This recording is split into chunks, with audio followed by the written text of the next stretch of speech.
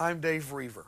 For the next hour, we're going to be presenting to you on video some of the most bizarre and unbelievable things that we have ever presented through television efforts. In my lifetime, I've known some war, and in my lifetime, I have seen some of the bizarre. I've known suffering, but I've never known of the bizarre. I've never known of suffering like you're going to hear about in this video. And I certainly promise you this, it is war. I also think you should know that we accept responsibility for saying up front that what you're going to see and hear is terrifying. I do not want to be responsible for allowing children in the room who are not prepared for this. Parents, please pay careful attention and do as I ask. Please don't allow children to watch this video alone. Today, we are compelled to tell you the truth, the whole truth, and nothing but the truth. So help us God.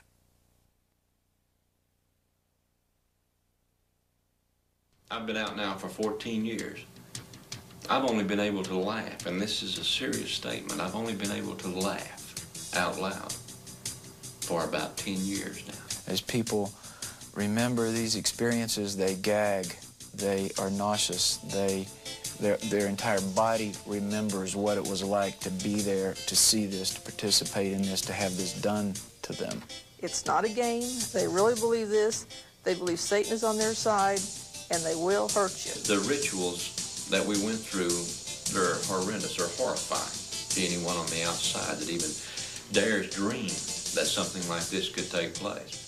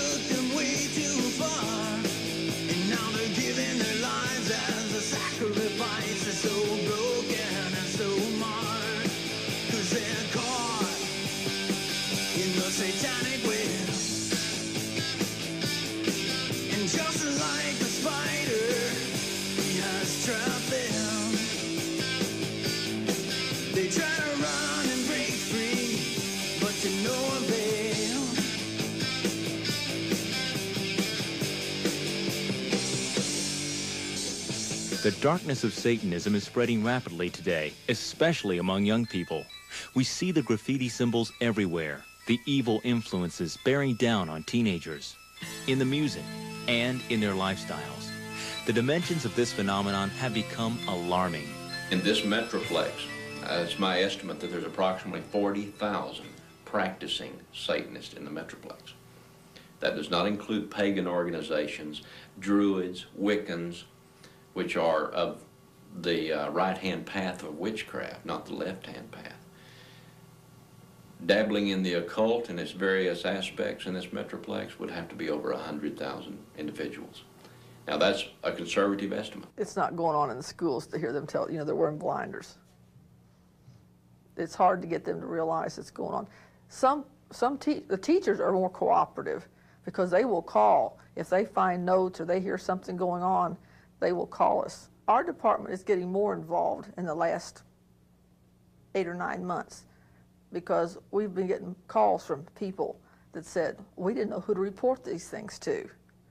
There was like 7 or 8 large dogs, Dobermans, Shepherds, that had been killed and hung in a circle, their heads cut, blood drained.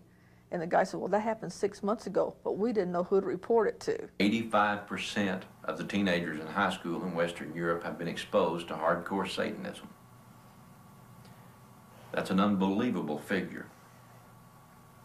Here in America, I do not believe those figures are that high, but I would venture to say that 40% of the kids. Most teens involved in Satanism are dabblers. They wear the clothes, try a few rituals, and listen to the heavy metal bands. But some go further. Of these, the self-styled Satanists can be the most dangerous because they never join a cult. They are unpredictable and volatile. Sean Sellers murdered a store clerk for a thrill, then his own parents. Richard Ramirez, convicted as the Night Stalker killer, worked alone in the name of Satan. It took the jury 22 days to find Richard Ramirez guilty of all 13 murders and 30 related felonies he was charged with. Ramirez declined to be present for the verdict. Thus ended the year-long trial of the Texas drifter accused of being the Night Stalker, the serial killer who once terrorized Southern California. All but one of the brutal murders took place in the summer of '85. The killer was dubbed the Night Stalker because he broke into his victims' homes and attacked them while they slept, shooting, stabbing, beating them to death. In some cases, wives were raped after their husbands had been murdered. Victims were robbed, survivors forced to swear to Satan, and sometimes pentagrams, symbols of devil worship, were left behind, scrawled on their bodies. Fear spread throughout Southern California as the death toll reached 13.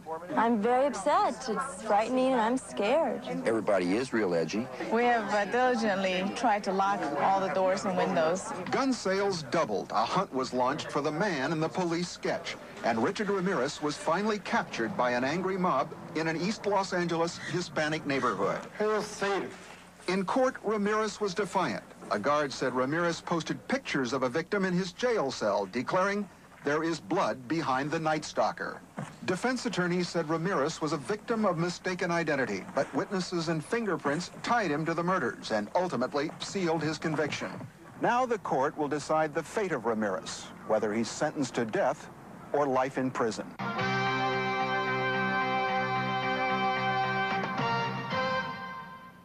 The man known as the Night Stalker has been sentenced to death in California. Richard Ramirez was convicted of killing more than a dozen people in 1985. Ramirez got his nickname because he often entered victims' homes at night, murdering people as they slept. In court today, Ramirez read a twisted and rambling statement. You don't understand me. You are not expected to. You are not capable of it. I am beyond your experience. I am beyond good and evil. Legions of the night breed. Repeat not the errors of Night Father and show no mercy. I will be avenged. Lucifer dwells within us all. That's it. Today's sentence means Ramirez could die in the gas chamber for his crimes, but it carries an automatic appeal. Self-styled Satanists are volatile and frightening. But what of those who join organized cults and become what is called traditional Satanists? Teenagers recruited into these cults are told of the thrills and untapped power they can achieve through Satan, and they are promised drugs and sex. But do they know what really awaits them in the end? Once they get involved with this, they don't get out because they've taken part in so many criminal offenses that they can't just get up and walk away from it. They're trapped by their actions and they're blackmailed into staying in. Another thing is that there's a good deal of power. It's an addiction. It's an addiction to evil. We all understand. Let's take it to the practical. For the public schools, teachers and counselors that are watching, they understand addiction. They understand how an addiction will move from marijuana to cocaine. In my own family, we watched an addiction in my second son move from marijuana into a $700 a day cocaine habit that nearly killed him. He was putting IV cocaine in his arm every 15 minutes during the day. And he didn't just start that way. And these people are into an addiction as well. They start by reading the Satanic Bible, start by a little candle magic. They start by the Ouija board and getting in touch with the spirit. And they become addicted to the power. There are no motion pictures that have come out that truly show what happens. They don't show the terror that is in the priest's eyes and in his mind. They don't show that same terror in the high priestess, nor in the participants. The power that is derived there. I met with a witch the other day, a high priest of the Wiccan craft, of the craft. And he found out who I had been. And he said, that's a problem I've got right now. He said, I don't have the power to go against people like who you were. He said, Lord, he said, you people could light bonfires and never walk up to it. And I said, that's right. And he said, you could kill me with a thought. And I said, no, with a word. Is that right? I mean, yeah. That's the power that someone who has mastered, who has become an adept in the craft. Now we're talking about a traditional Satanist, not a non-traditional idiot that is playing at this, but somebody that has made this their life's craft. Recently, Dave interviewed Dr. Bob Sloan, a psychologist who's dealing extensively with people trying to escape the terrible after effects of satanic involvement. Each sequence is drawn by a specific person, and I think the pictures illustrate the kinds of things we're talking about. The pictures are also drawn by the patient as they try to remember and try to recall what's happened. So drawing becomes a very important part of getting out and being able to firm up the puzzle that they're trying to put together. So they draw these pictures as a part of their recovery.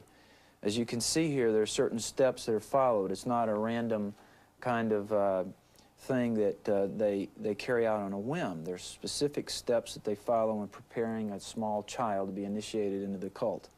They have to do this in this case because the child has been chosen. Oftentimes a baby is chosen for some reason to be the next leader of the clan. In this case, there was a boy who was chosen, and his mother, who herself was a child who was chosen when she was a baby, who is now grown up, now she's an adult, she has a son, she's preparing him. As you can see, the elements he's considered special, and it's the combination, the introduction of pleasure and pain. Here you can see that she is introducing pleasure. At the same time, while she's doing that, she's putting things, objects, maybe a pencil, maybe a heated nail, or some other object that would create pain in him at the same time. As this awareness comes to her, she is in torment. Looks like she's tried to rub it out. Yes. There's a part of her that said, I don't want to say this, I don't want to admit it. There's another part of her that says, yes, it's the truth, I have done it. How could I? I'm so bad, I'm so evil. My night of baptism and initiation, I was initiated by fire, both physically and spiritual fire. And the spiritual fire is, they summoned a demon forth, and it entered my body and set me on fire from the inside out, that I might know discipline and the power of the coven. And I've done it myself to other people. There are horrors that are unmentionables. That's why I say motion pictures can't hold a candle to it. If you will, imagine the young man that was taken off the streets of Matamoros. He would have been mutilated slowly, that his life force not leave him quickly, but slowly, as to increase the frenzy of the sorcerer committing the act. So the greater the pain, the greater the suffering, the greater cries that he gave out, the greater the power derived from his life force leaving his body. That's the belief. Some of Dr. Sloan's patients also speak of the terrors of Satanism. These pictures were drawn by adults remembering things they had long ago repressed, things done to them as children when they had been forced to take part in cult rituals. The following is but one example of a satanic sacrifice. This is a typical kind of ritual which involves the kidnapping of children. And in this case, you can see this ritual ceremony took place in a barn. Here are the bales of hay. It's an old barn. And in this case, you can see the cauldron, the boiling cauldron, the altar, the gold knives, all the elements are here, the robed members of the cult. In this case, the victim is a child, 4 or 5 years old, and the cult victim who drew this picture was still a child. And the sacrificial victims were, in this case, 2, a brother and a sister who had been kidnapped, and they had been seduced. And at this point, she reports that they weren't really scared. They'd probably been taken off of a playground somewhere and said, we're going to go have a birthday party or something. So they weren't scared. They're brought in ages about 7. You can see the cult leader here. These children are tied onto the altar. And there's also the beginning of bloodletting. So they've cut the boy some. He's starting to cry and she's crying because they realize now what's happening, of course, and there's screaming. It starts to happen. The member of the cult, the child member of the cult, of course, is watching. She's very scared. She's reporting and she's remembering that they made her do this and how bad she feels about it. But she can't help it. She's 4. These are adults. She's a victim in this process. As this ritual proceeds, you can see that there begins to be a lot of blood. You can see that the boy here is then cut open, again, along his chest, ripped apart, his organs taken out, and then he's dismembered. You can also notice that the little girl has lots of little cuts, and she's bleeding pretty profusely here from her groin area. So there's beginning to be a lot of screaming, a lot of blood, dismemberment, and preparation for the cannibalism. You can also pick up in this drawing the worship nature of this. Right. This is not just an event. This is a worship service that builds to a frenzy, builds up to a peak.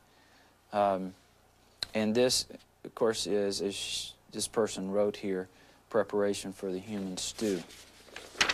Here, the brother is dismembered. He's already gone. He's in the stew. And the child member of the cult then herself is brought up to participate more. The adult leader is cutting the little girl and killing her ultimately as the child member inserts other objects into the little girl. The element that's not really seen here but written in is the sexual abuse that always precedes the bloodletting. The members of the cult all sexually abuse the victims before the torture and the mutilation begins. This is where the power of pornography in our society begins to play its role. It's the introduction of the bizarre, that pornography begins to be a venting and a letting of urges, and once it starts, it's never satisfied. And pornography is just the introduction. It's the little door to open to the mind. Well, pornography, of course, is an addiction, and pornography, sexual stimulation, it stimulates the same part of the brain, the pleasure center, that cocaine stimulates. It's addictive. And, of course, sexual stimulation and the unfettered expression of sexual fantasy is a part of all of it. Absolutely not. Anything goes. As you know, the satanic theology is the reverse of Christian theology. Love is bad, life is bad, hate is good, death is good. So there's the kind of the breaking down of any limits on fantasy and imagination, and what the theology of Satanism does is says no holds barred, and evil is expressed. Evil is good. That's their role. There are scores of painful stories like these from people who have lived a hellish nightmare. One of Dr. Sloan's patients tells of having to watch an actual crucifixion conducted at Easter time, when coven leaders kidnapped a young man, nailed him to a cross, mutilated him, branded him with irons, and then threw him alive into their bonfire. One victim tells of being forced to help in a torture and sacrifice of his own mother. I've been out now for 14 years. I've only been able to laugh, and this is a serious statement. I've only been able to laugh out loud for about 10 years now. And I'm gradually getting better about being able to laugh and have joy in my life, because I hurt inside a great deal. Many times I think about things that I did and what I have done to other human beings. This is not a pleasant thing at all. It's very disturbing. I know that the Lord has forgiven me, and my problem is can I forgive me? And I know that I have to, and that's the fact that I live with. I do, and I'm getting better at it. And I have a wonderful, wonderful wife right now who's very loving and very understanding, and who has a deep understanding of the occult and Satanism from what I've taught her, but an understanding from the viewpoint that a Christian should take towards it. A caring, a loving attitude. I mean, if it wasn't for that, I don't know exactly how I would deal with it today. You know, for years, police officers have had to deal with kids getting hooked on drugs and going bad over a period of a relatively short period in the life of a child, maybe 3 to 6 months, something like that. A kid can go from being a straight-A student to being a absolute disgrace. And what we find in occult groups are that a child can go from being perfectly normal, well-adapted, well thought of, to being a total waste in a shorter period of time as a month. And so frequently when we get involved in these things, it's because they have gone off the deep end in such a short period of time. Have you seen some of these people come out of this? What are you seeing with some of these people now? Where are they in their development? We're seeing people in the process of, we've seen a real spiritual sensitivity with these people. They know there's a spirit world. They're very sensitive to that. And they, because they're with us, they've committed themselves to healing and a change in their life. It's a long, torturous process. It is not a quick fix. How can you do this to a child? A few people that have tried to pull themselves out of a group like this are traditionally females who are tired of giving up their children for sacrifice, something like that. But traditionally, the men don't get out very often. We do see situations where the kids get in, but because of free sex and drugs and the power and so forth, they ended up getting in over their head, and then they can't pull themselves out either. Dr. Bashir Ahmed is a psychiatrist dealing extensively with young people caught in Satanism. Here he gives a profile of the typical recruit. The kids who have difficulty at home, who are coming from dysfunctional families, where the bond between parents and children almost non-existent. These children are easily lured to the fantasy world, which they like it. They most probably like to read about magic, stories, fantasies, and they begin to live in this world. And when they see an opportunity to experiment something like this, they become very impressed. For example, for a 13-year-old going at midnight to a cemetery is a lot of excitement. His heart is beating very fast. He doesn't know what is going to happen. He has some fear. Now, non-traditional Satanists stem from anyone who might have a low self-esteem about themselves, someone that is an underachiever, is not an overachiever, someone who is not charismatic in their attitude. Most normally a child that is been turned off by school, been turned off by his friends. Satanists will approach him and they'll woo him in because they will become his best friend. And after they get him, he's hooked. Satan is at his most deceptive when he appears to be good. Such is the case with many of the occult practices in southern Louisiana. There, the tree tours, as they are called, are famous for their peculiar blend of magic, potions, folk remedies, and diluted elements of Roman Catholicism. We visited one tree tour who tried to explain some of his rather confused methods. The power is written in the Bible. The verses of the Bible has been given, and no matter where you take, what part you take in the Bible, Jesus said that he's given power to all. These candles are for if somebody's sad, somebody have tears, and they keep hearing things in their home. The spirit is not resting. And it's very simple to cure someone with epilepsy. Somebody that falls in these kind of fit, take your little needle, and hold his finger and just stick it just enough to draw blood, not stick it all the way where you hit bone, just enough to break the skin. take a little bit of his blood and put a little sugar in water and make him drink of his own blood. Just a little bit, about 9 drops of blood. New Orleans, bustling city on the Mississippi with a rich and colorful history. Famous for its lively French Quarter, jazz, unique dining, and voodoo.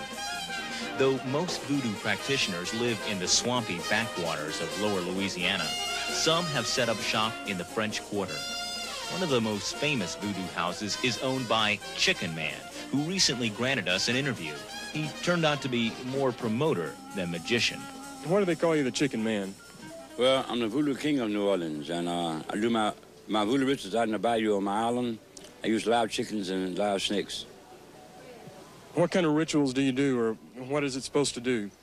Well, my rituals is mainly, I do those for healing and helping people, not hurting.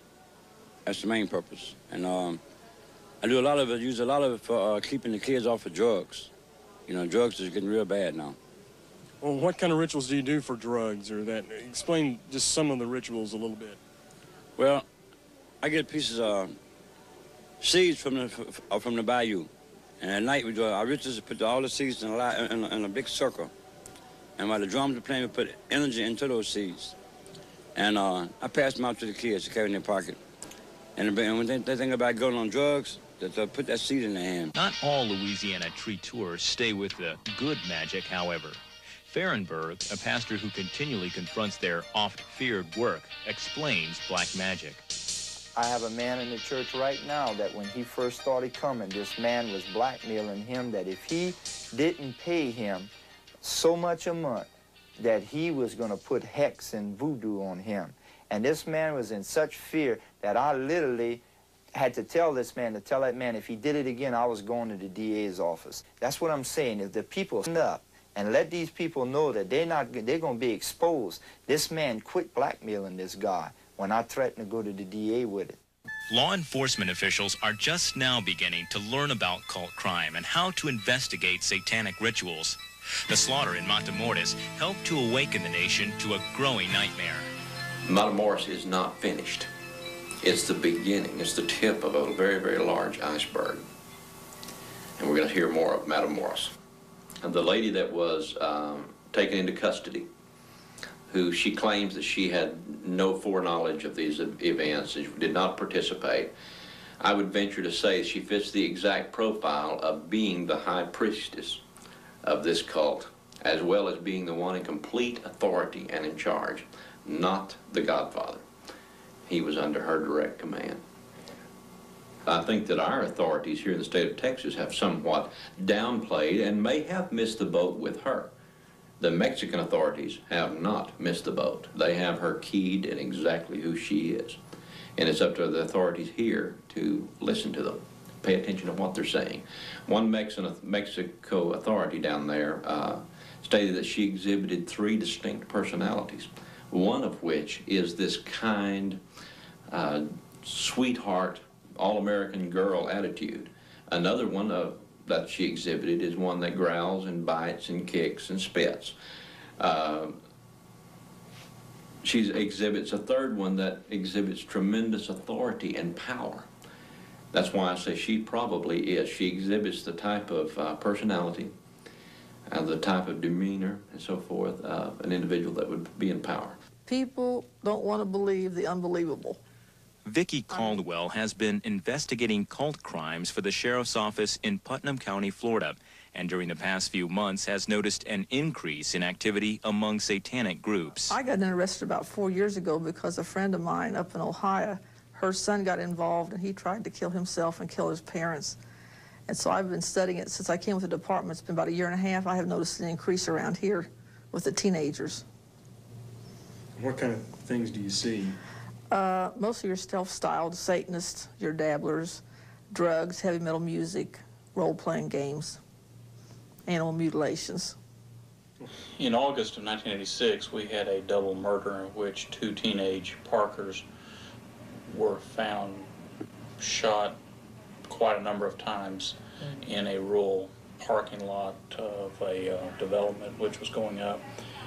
At the time of that investigation, we became acquainted with a term called Dungeons and Dragons, and as part of that investigation, we got involved in some of the occult investigations also. Well, part of the problem, number one, is understanding what they're up against. They have pagans, witches, traditional and non-traditional Satanists, as well as skaters.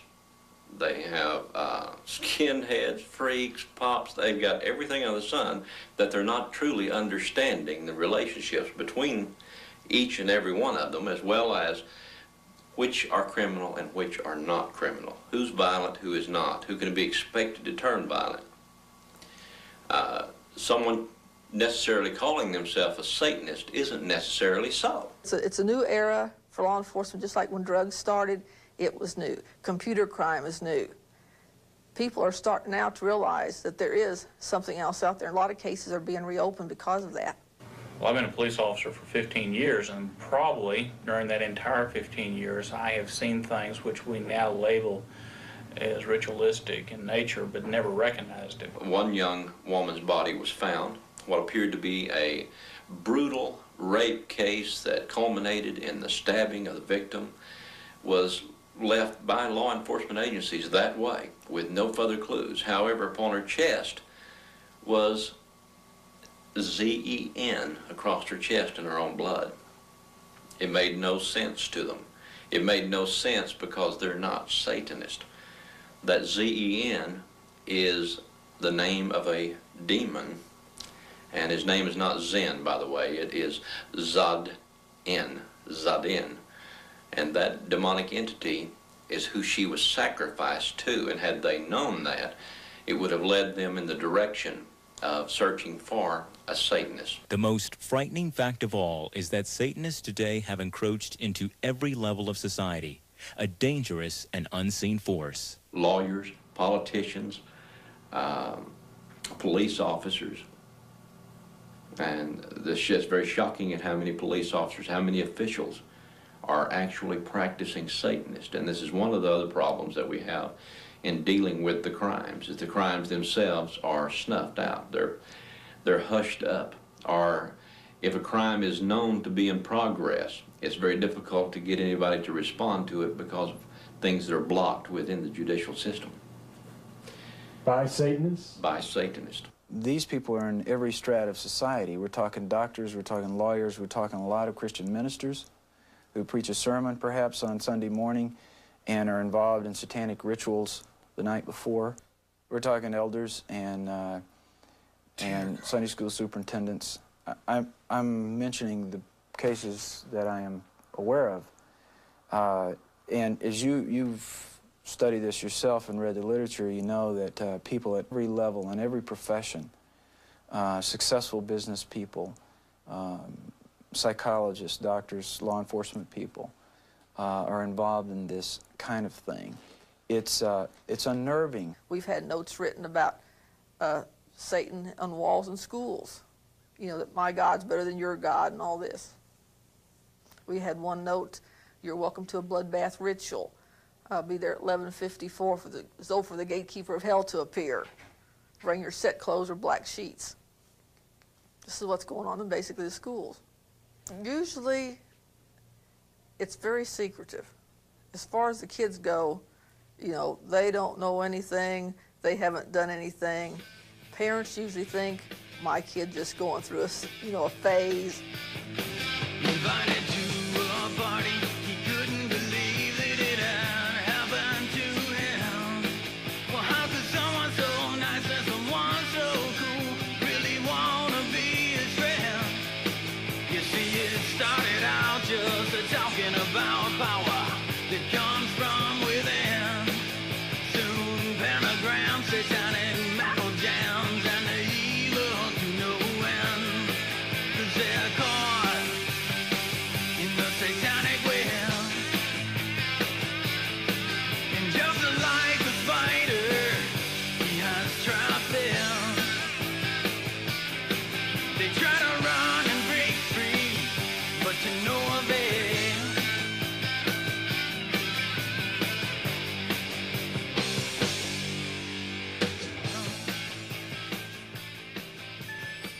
In the beginning, Satanists will entice a recruit with these three promises: power, drugs, and sex.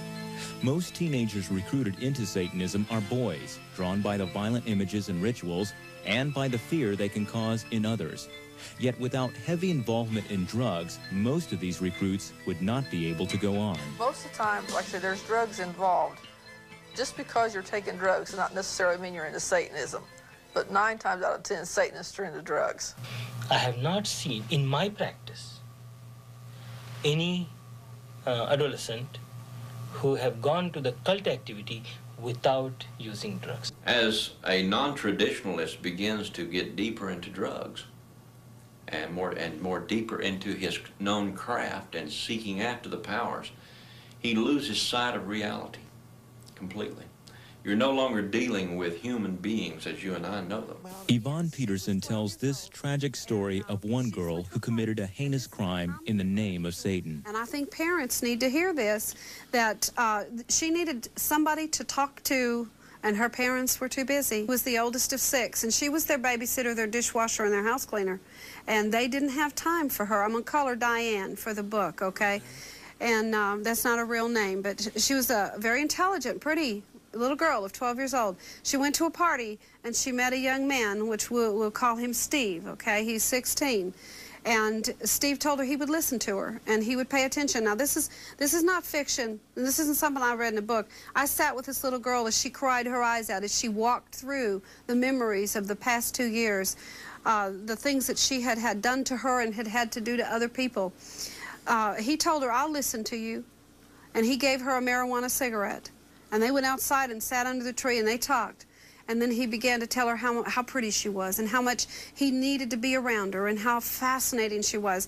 And all he did was show love and attention, which every teenager in America craves from their parents. And if they're not there, then those Satan, well, the average time a father spends with his kids is 3 minutes a day.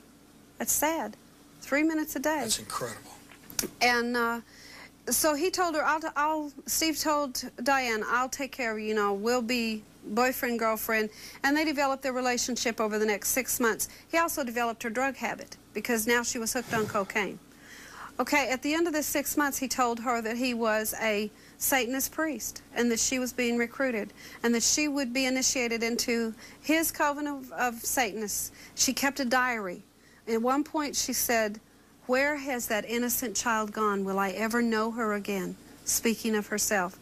Her tragic notes all throughout her diary, both of her spiritual bondage and her physical bondage to the addiction. And she said she would lay in bed at night and she would hear them chanting and calling her back to the circle.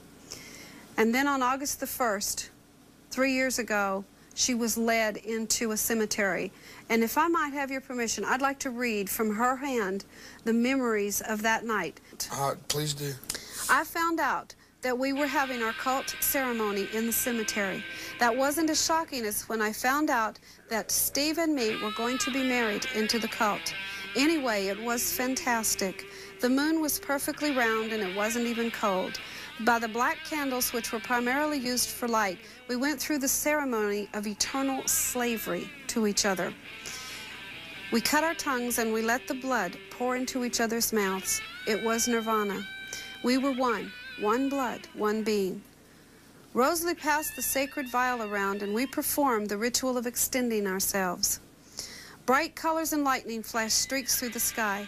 Sometimes the colors exploded like rockets on the 4th of July, both in and out of our head. When the chanting started, they brought in a little baby. He was barely walking. I tied him to a nearby tomb. It was crying. After it was tied down, Chris took out his sacrificial dagger. I held back the baby's head while he cut it from the base of its neck down to its waistline and across the stomach. The baby was still alive, so I broke its neck by just about twisting it off. I hate myself so bad now. I helped in the killing of a baby. Animals made me sick enough and made me feel quite horrible. But a baby, my God, that was someone's child. I know now that I am truly horrible. No punishment I have ever had in the past could even begin to measure the type of punishment I need. I wish it could have been me they killed. My life isn't worth anything anymore. I've taken away someone's right to live. She's 14. And I mainlined with Satan when I was 21 years of age. And I came out at age 28. But I was a Satanist high priest for 4 years. Now, during that particular time period, I remember very little as far as details are concerned. I don't remember even graduating from high school, although I know I did. Why don't I remember it is the fact that drugs were involved and the need to escape, the need a person has to escape the realities of what they have been involved in. And I took what I called clean drugs. They were pharmaceuticals. Not that it really matters any, but I was hooked on Percodan, Valiums, Librium, and just plain alcohol. I would take an average of 60 to 80 milligrams of Valium in a day's time with about 40 milligrams of Percodan and wash it all down that night with 2 or 3 vodka Collins. I was a functional addict. Drugs, sex, power. These are the enticements Satanists use to lure teenagers. Another is music, specifically heavy metal or black metal. I think music has always been a powerful media all the way through. I mean, music was important to you and me, and it's important to the teenagers today. And we're not anti-heavy metal, but we're anti the heavy metal message that is causing death and destruction. And the symbols that they're using are so blatantly occultic that it's very difficult for us to overlook that kind of thing.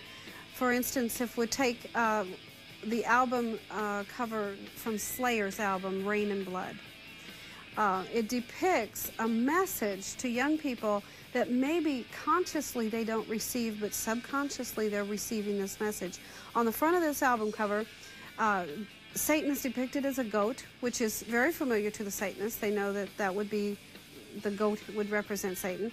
And he is seated on a wooden throne. And the throne is being supported by 2 people. Now, in the hand of this goat is a decapitated head. And of course, we're finding decapitated bodies all over America, and that is a common way for a Satanist ritual to occur, is to do the decapitation. And so he's holding this decapitated head, which emphasizes the bloodletting ritual and the murder. And then the throne is lifted up and being carried on the shoulders of 2 men. The man in the foreground is wearing a mitred hat, which we know to be the hat of a pope. And so that man represents organized religion or the church. Behind him is another man who is carrying the throne of Satan not only on his shoulders, but across his neck, like the stocks would have him in bondage. And that man has horns and a forked tongue. And when you look at that, you think, oh, this is one of Satan's demons. And yet, if you look carefully, his hands are very prominent in the picture, and they have nail marks in them. And the only man depicted throughout history with nail marks is Jesus Christ. And so what this thing is saying to them is that Christ and the church will support the rise of Satanism, and in addition to that, then there's this sea of blood that is flowing into a huge sea below Satan, that all the faces are down in the sea that he has taken captive and have become his victim. And the very in the forefront, there is a face that if you take that face and put it up against the face of George Washington, you'll see that they're almost the same. I mean, they're so identical. And so what we're saying here is that Satanism is going to take over our country, and that it is going to be brought in and supported by Christ himself and the organized church. That is blatant evangelization and propaganda being shared with thousands of young people through music. I think the greatest tool to desensitize America has been media in general, whether it is television, whether it's toys, games, whether it is music. They all have played an important part. They all carry a message, don't they? Absolutely. And of course, in the life of the teenager, the 2 single most factors that we see is music and a game called Dungeons and Dragons. And then, of course, trailing very closely behind that and vying for the position is the amount of occult information that is put out through the videos, the movies, the TV shows. We went into a very small store, David. This was, I mean, maybe as big as we're sitting here. This was a small set. We found 119 videos on the occult in one small store. And we have a video in America that is on our shelves that has been banned in 46 countries. And it was so popular, it has faces of being 1, 2, 3, and 4. And in that video, it shows everything that is gruesome, grotesque, everything that you would never want to see or hope your child would never see in the way of death scenes, including some decapitation occult rituals. Parents should be alert to the warning signs that show their kids are involved in the cults. Besides the music, there are the clothing, jewelry, and symbols used. There is the classic pentagram, worn inverted by the Satanist, the broken cross or peace sign, the inverted cross, the horned hand sign, the goat's head, the 666 sign, and many others. In addition to symbols, watch for involvement in occult games like the Ouija board or in dark role-playing games. I would tell them, especially the parents with the young people, this is not a phase. Know what your young people are doing. Talk to your young people. Communicate. Don't fluff it off. Check everything. There's nothing wrong with asking them where they're going, what they're doing. There's nothing wrong with checking out their music and books they're reading. The parents need to care and communicate. Satanists entrap young people in several ways. At sex parties, they take snapshots of their victims for use of blackmail, or they'll involve the unsuspecting victim in their darkest rituals, perhaps animal or human sacrifice. They will get the teenager to offer his blood or even a finger to Satan. Blackmail and even outright threats keep a teenage victim in line. Some victims see suicide as their only escape. The tragic legacy of Satanism. The message I like to give to parents is that be close to the children. Understand them, talk to them, communicate with them. Always find a time where you will make a point to go to their room or sitting in the living room and talk about their school, their friends. 10 to 15 minutes each day is more than enough. Although everybody will surprise, 10, 15 minutes, that's all you're asking? Yes, because they don't talk even 5 minutes in weeks. So 10 to 15 minutes. That's first thing. Second thing is that at least once in a month, try to have a family gathering, not extended family, just 3-4 children, have a picnic or go out somewhere. Half an hour, 1 hour. It gives them a feeling of belonging, a relationship. In addition to the personal involvement parents can have in their kids' lives, people can also work against Satanism at the community level. Many schools and organizations now offer seminars on Satanism. Some communities have gone even farther than that. Recruitment is a major part of Satanism, but it's one of the most instantly denied things. And yet it's such a problem that even on our public school campuses, now school boards are having to take direct action against it. I'm reading from the Carl Sandburg High School 1989-1990 Student Parent Handbook. On page 29, it deals with policy, and I want you to hear this. The Board of Education hereby finds that the presence of Satanism and related activities has surfaced in society and that such practices, when present or urged upon other students, cause material interference within a public high school district in that such practices foster anti-social values and attitudes and endangers the health, safety, and welfare of students. Carl Sandburg High School is the #3 school academically in the United States. It's in Chicago. Now listen, no student shall engage in any Satanism-related activity, including but not limited to the following. Number 1, soliciting others for membership in any satanic group or participation in any satanic-related ritual or practice, inciting other students to act with physical violence upon any other person or living thing. Thirdly, they are not permitted to wear, use, distribute, display, or sell any clothing, jewelry, emblem, badge, sign, or other item which is commonly associated with the affiliation with or practice of Satanism.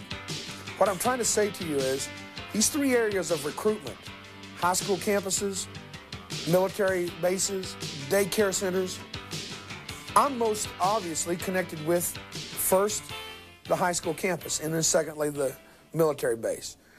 My point, though, is that so much activity is now taking place that school boards are having to enact policies in how to deal with it.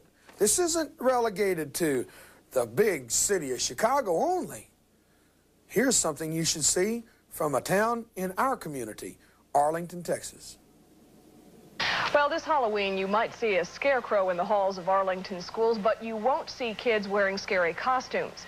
The school district is banning skulls, witches, brooms, and the like because of parent concerns that some Halloween costumes can be linked to devil worship and satanic cults.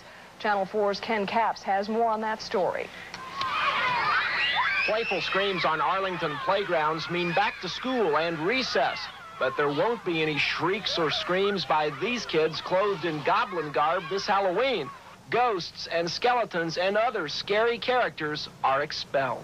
And when you see children in elementary levels coming with Freddy Krueger and their fingers have the knives or whatever he has and the grossness of the costumes, we thought we can do better than that. Atherton Principal Shirley Cole has her kids decorating a school display area with pressed leaves and a stuffed scarecrow.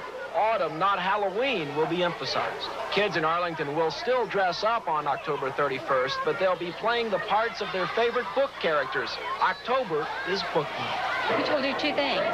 It'll give those children an opportunity to dress in costume, but it also will encourage them to read. Satan exacts an agonizing toll in the lives of those who are trapped and in the lives of those who help them escape.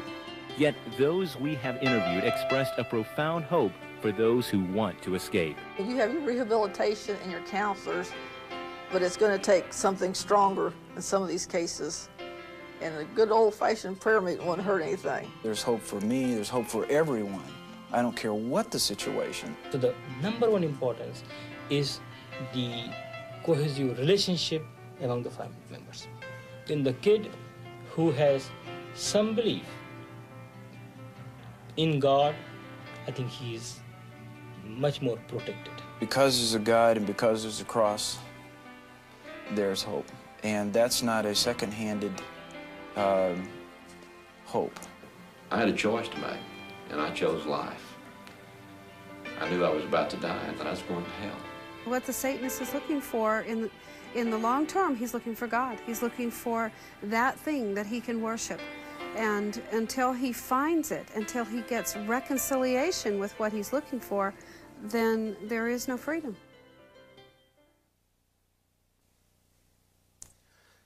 Recently, my brother asked me the question. He said, where was Satanism when we were kids?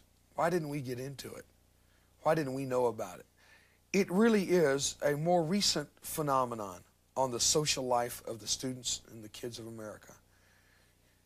In looking at what you have just seen, consider it. Remember what's been said. Remember the people. They're everyday people. Many of those people never intended to ever be sitting on a television stage or set and talk about Satanism. We've done our best in researching these people to qualify both their character and their claims. We believe in them, that they've been honest with you and with us.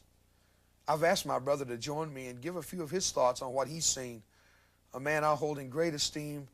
He's general manager of this corporation, and when we went into this thing together, we didn't go into it foolishly or with some kind of entertainment in mind. We went in with a cause. Al Reaver, I'm glad you're with me. Actually, I went into my part of it with fear and trembling, because there's a fine between glorifying something that you really are only trying to give information on and just giving information. And I feel like that our television department has done a good job in staying on the right side of that line. I'm sure that there are some who have watched the video and they have a question in the back of their mind, and they're saying to themselves, does this prove the existence of Satan? Well, see, that's not the question that we were approaching. That's not what we were trying to do. We weren't trying to prove anything. Yeah. What we were trying to do, and I feel have accomplished, is we have shown that Satanism is very real.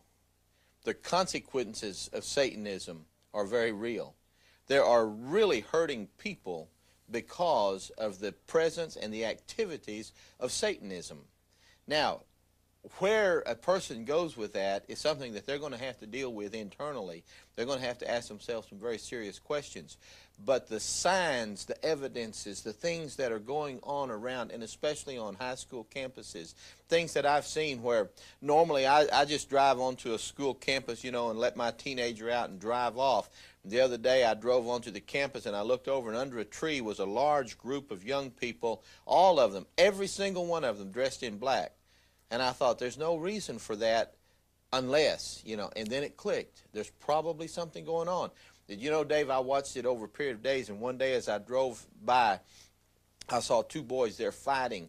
Everybody just standing there looking, just grinning. And when I say fighting, I don't mean just kind of hugging and rolling around in the dirt. One of them was holding the other one's jacket over his head and was kicking him in the stomach. It was vicious, it was cruel, and it went exactly in line. I slowed down, almost came to a stop to see if there was anything to do, and he let the boy go, and the boy took off running. But just to see and know what is happening on our high school campuses ought to put the fear into people, and enough to start to take some action. Well, our campuses are beginning to be more violent than they've ever been. There's more at stake than there's ever been. I think today we have, through this video, shared with you what we see as the trends, some consequences. I don't think we're prepared for it in America. We don't have all the answers. I don't know if we gave you enough answers to really help, but at least we have tried to do something to bring an awareness of what many people, especially those on the fringes of Satanism, are denying exists. They're saying there is no such thing. Ask those families of 15 dead people in Matamoros. Ask the families of the Night Stalker's victims. It's very real. Are you prepared for it? I'm Dave Reaver. Thank you for being part of this program today.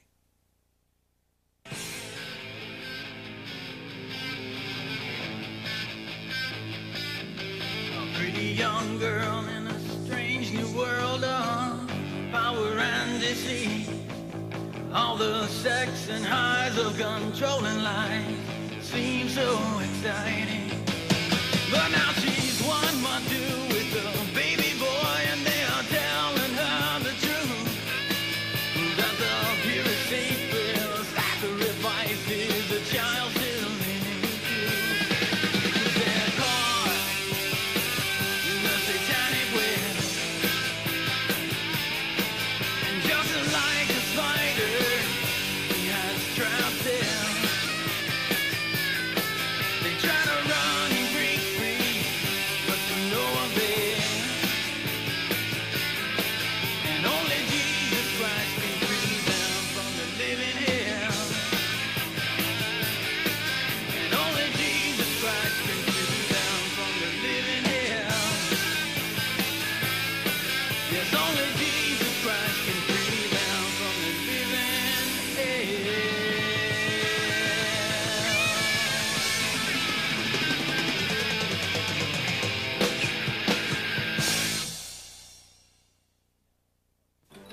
Now,